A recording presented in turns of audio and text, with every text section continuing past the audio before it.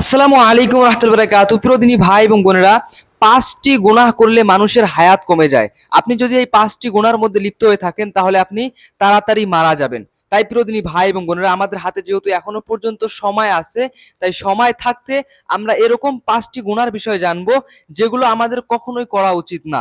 যদি আপনি করে থাকেন ভুলবশত, তাহলে আমি ভিডিওর শেষে বলে দিব যে আপনাদের এখন কি করা উচিত। আর যদি ভবিষ্যতে এই ভিডিওটি দেখার পরে যেন এই ভুলগুলি আমাদের দ্বারা আর না হয়। কারণ মনে মনে রাখবেন, এই ৫টি গুনাহ প্রতিটা মানুষের মধ্যে আমি কম বেশি ১টা থেকে ২টো গুনাহ প্রতিটা মানুষই করে। তাই ভিডিওটি শেষ পর্যন্ত দেখবো এবং ৫টি গুনার বিষয়ে জানবো। ১ নম্বরে যে গুনাহটির কথা বলবো প্রিয় দিনী ভাই এবং বোনেরা, অধিক পরিমাণে মিথ্যা কথা বলা।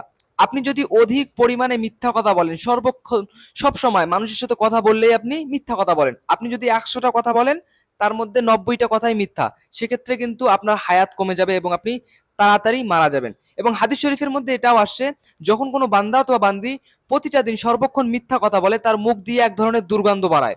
তার মুখ দিয়ে এক ধরনের দুর্গন্ধ বাড়ায়, যার কারণে কিন্তু ফেরেশতারা তার কাছে আসে না। এবং সে যদি কোনো নামাজ পড়ে অথবা কোনো আমল করে, সেটা কিন্তু সহজে আল্লাহ তাআলা গ্রহণ করে না। তাই প্রতিদিনই ভাই এবং বোনেরা, অবশ্যই আমরা মিথ্যা কথা বলবো না। এবং হাদিসের মধ্যে এটাও আছে যে মুনাফিকের ৩টি আলামত। আপনি কিভাবে চিনবেন যে উনি মুনাফিক? আপনি কিভাবে চিনবেন যে উনি মুনাফিক? মুনাফিকের একটি আলামত হচ্ছে কি, একটি ইশারা, একটি চিহ্ন হচ্ছে কি, কথায় কথায় মিথ্যা কথা বলা। যদি আপনি কথায় কথায় মিথ্যা কথা বলেন, তাহলে আপনার হায়াত কমে যাবে।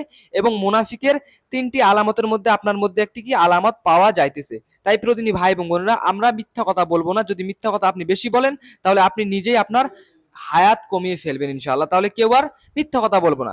২ নম্বরে যে গুনাহটির কথা বলবো প্রিয়দিনী ভাই এবং বোনেরা, সেটা হচ্ছে কি পরক্রিয়া করা, অর্থাৎ জিনার মধ্যে লিপ্ত হওয়া। আপনি যদি জিনা করেন, পরক্রিয়া করেন, যাই করেন, এই সমস্ত লজ্জাস্থান থেকে যদি কোনো গুনাহ করেন, সেক্ষেত্রে কিন্তু আপনার হায়াত কমে যাবে। অনেকে আজকে দেখবেন টিভি চ্যানেলে অনেকে ভাষণ দিয়ে দেয় যে প্রেম করা, ভালোবাসা করা এগুলো জায়েজ। দেখো, কোরআনে আল্লাহ ডাইরেক্ট বলে দিয়েছে, লা তাকরাউ জিনা, তোমরা জিনা তো দূরের কথা, জিনার ধারের কাছেও যেও না। তবে যদি কেউ ভালো লেগে থাকে, একটা ছেলের ক্ষেত্রে বা একটা মেয়ের ক্ষেত্রে কাউকে ভালো লেগে যেতে পারে, তবে সঙ্গে সঙ্গে তাকে কি প্রস্তাব দিয়ে দাও বিবাহর। এখানে প্রেম ভালোবাসা এগুলো মারতে হবে না। বুঝতে পেরেছি? যদি আপনি জেনা করেন, পরক্রিয়া করেন, এক্ষেত্রেও কিন্তু আপনি নিজেই হায়াত কমিয়ে ফেলতেছেন। আর যদি আমরা সকলেই জানি, যদি কেউ বিয়ের আগে জেনা করে, তার শাস্তি কি? ১০০টা কোড়া মারা, ১০০টা বেতের বাড়ি। আর যদি সেই শাস্তিটা দুনিয়াতে না পায়, তাহলে মৃত্যুর পরে কিন্তু সে অবশ্যই এই শাস্তিটা তাকে ভোগ করতে হবে। আর বিয়ের পরে যদি কেউ জেনা করে, তাহলে কি?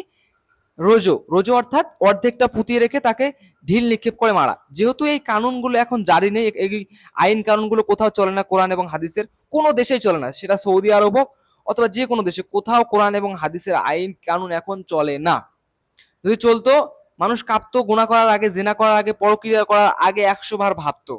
যেহেতু এই কানুনগুলো এখন নেই, যার কারণে আমরা নিজেদেরকে ঠিক রাখার জন্য ২ নম্বরে যে গুনাহটির কথা বললাম, পরক্রিয়া অথবা জিনা, এগুলোতে যদি আপনি লিপ্ত হন, তাহলে কিন্তু আপনি নিজে আপনার হায়াত কমিয়ে ফেলবেন। তাই অবশ্যই আমরা এগুলো থেকে বেঁচে থাকার চেষ্টা করবো ইনশাআল্লাহ। তারপরে ৩ নম্বরে যে গুনাহটির কথা বলবো প্রিয়দিনী ভাই এবং বোনেরা, এটা প্রায় এখন এই জেনারেশনে অনেক মানুষের মধ্যে পাওয়া যায়। সেই জিনাটি হচ্ছে কি, শরীর কালো হয়ে যাওয়া।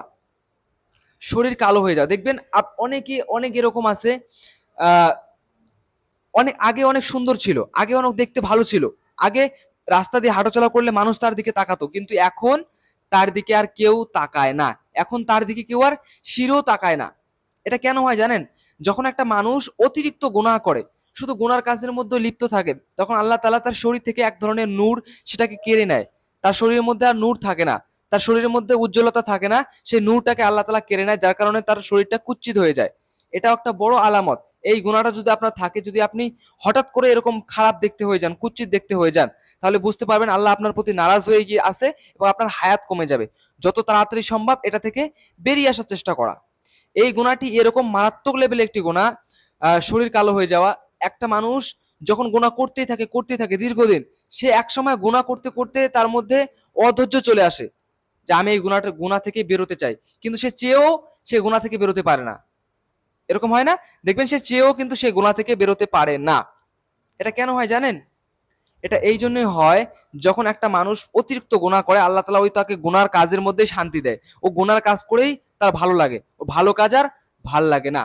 যার কারণে মানুষের একসময় শরীর অন্তর সমস্ত কিছু কালো হয়ে যায়। শরীরের সৌন্দর্য, মনের সৌন্দর্য সমস্ত কিছু চলে যায়। তাহলে তিন নম্বরে আমরা জানতে পারলাম শরীর কালো হয়ে যাওয়া। তারপরে 4 নম্বরে যে বিষয়টি বলবো প্রিয়দিনী ভাই এবং বোনেরা, সেটা হচ্ছে কি হালাল হারাম না মেনে চলা। অনেকে আমরা আছি যারা হারাম পথে উপার্জন করি, মানুষকে ঠকিয়ে গরিব মানুষদেরকে ভুলভাল বুঝিয়ে ইনকাম করি। এটা কিন্তু মারাত্মক লেভেলে একটি গুনাহ। যদি আপনি মানুষকে ঠকিয়ে হালাল পথে না ইনকাম করে হারাম পথে ইনকাম করেন, সেই টাকা পয়সার মধ্যে বরকত থাকবে না এবং আপনার হায়াতও কমে যাবে এবং মৃত্যুর পরে এর জন্য আপনাকে শাস্তিও ভোগ করতে হবে। দেখেন, যদি আপনি হারাম পথে উপার্জন করেন তাহলে কিন্তু টাকা বেশি পরিমাণে উপার্জন করতে পারবেন। আর যদি আপনি হালাল পথে উপার্জন করেন সেক্ষেত্রে কিন্তু টাকার পরিমাণটা কম, সেই বেশি পরিমাণে কিন্তু উপার্জন করতে পারবে না, কিন্তু ওই টাকার মধ্যে বরকত থাকে।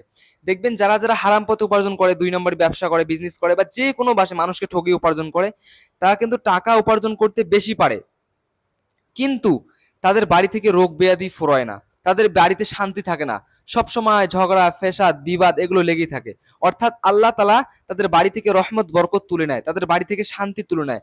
আর যারা দেখবেন হালাল পথে উপার্জন করে, তারা যদি টাকার পরিমাণটা অনেক কম, সে হয়তো বা টাকা অনেক কম উপার্জন করে, অল্প উপার্জন করে, কিন্তু তারপরেও ওই টাকা দিয়ে তাদের বাড়িতে ফ্যামিলিতে যত রকম জরুরত আছে, যত রকম সমস্যা আছে, সমস্যা কিছু আল্লাহ তাআলা মিটিয়ে দেয়, সমস্ত কিছু আল্লাহ তাআলা মিটিয়ে দেয়। তাহলে আমরা নিশ্চয়ই 4 নম্বরে হালাল হারাম মেনে চলবো।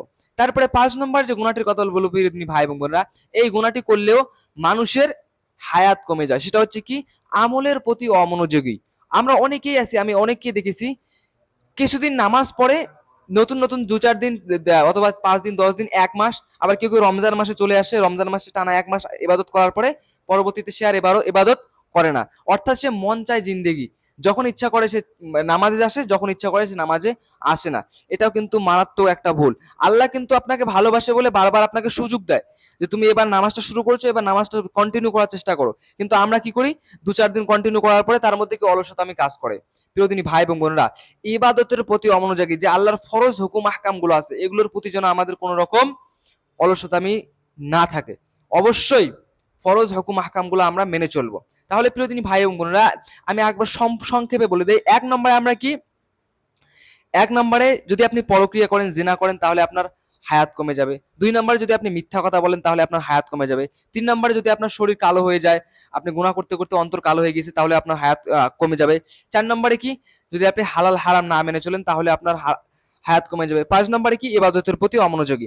এই বিষয়গুলো ধ্যান রাখবো, যদি এগুলো করে থাকি, ভুলবশত হয়ে থাকে, আল্লাহর কাছে তওবা করবো, আল্লাহর কাছে ক্ষমা চাইবো, আল্লাহ অবশ্যই মাফ করে দিবে। আজকে এ পর্যন্ত, আসসালামু আলাইকুম।